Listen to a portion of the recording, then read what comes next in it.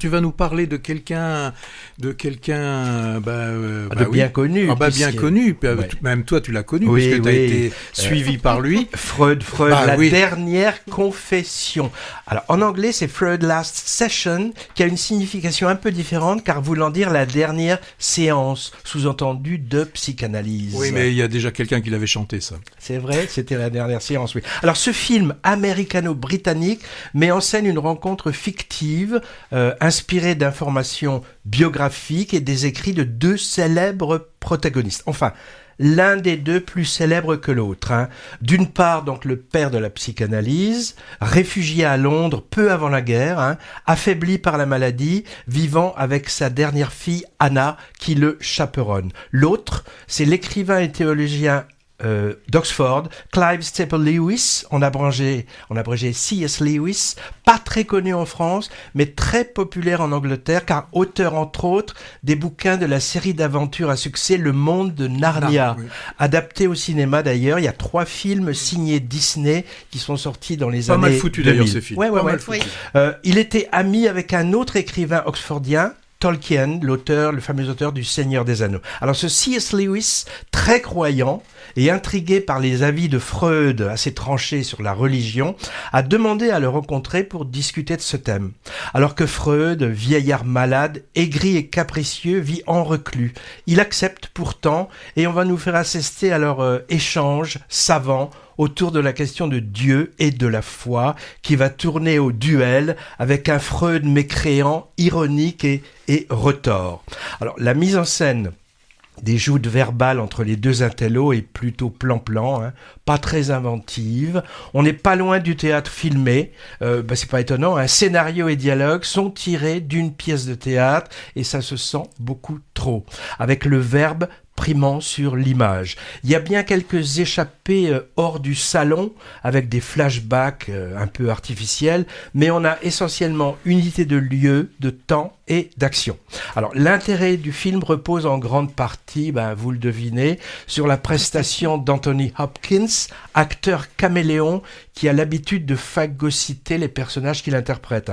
Moi, chaque fois que je le vois, lui, je pense toujours au terrible Hannibal Lecter, du Silence des agneaux. Pourtant, il a fait plein de personnages gentils aussi. Par exemple, dernièrement, un juste ayant sauvé des Juifs dans la biopic qui s'appelait Une vie, que tu avais vu, Patrick, je crois. Moi, je l'ai pas vu. Alors, à 88 ans, il épate encore par sa maîtrise du jeu. C'est la période où Freud, perclus de douleur par un cancer de la mâchoire, est addict aux médicaments et l'acteur nous interprète ça de façon magistrale et émouvante. Face à lui, l'acteur Matthew Goode, en C.S. Lewis, fait un peu pâle figure et faire valoir, on va dire. Il paraît, moi je ne le connaissais pas, il est assez connu en Angleterre pour ses rôles dans la série Downton Abbey et The Crown. Moi j'ai vu les séries mais je me souviens plus de ce personnage.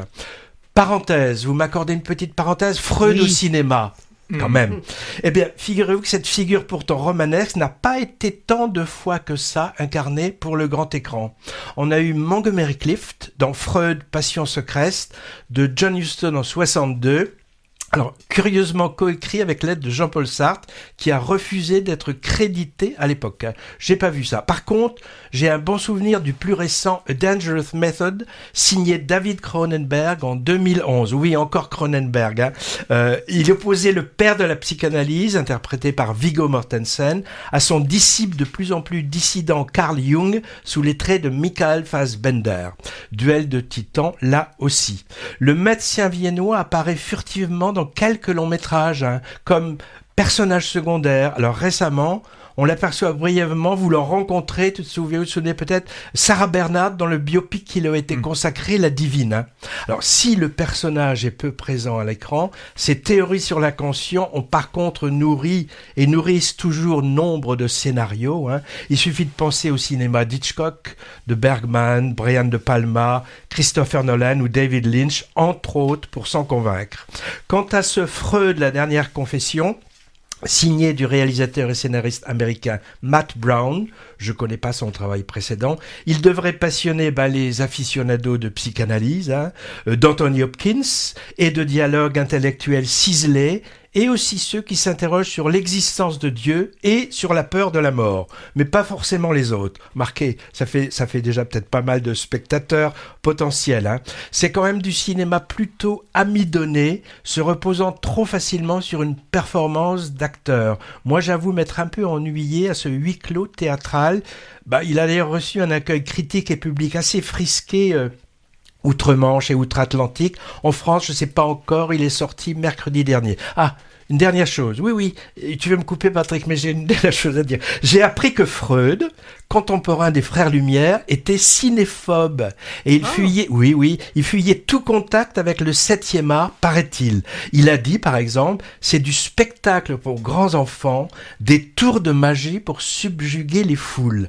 Alors, les exégètes de Sigmund disent qu'il interprétait le cinéma comme un rival du rêve. Et évidemment, le rêve étant son fonds de commerce, il voyait ça d'un mauvais œil.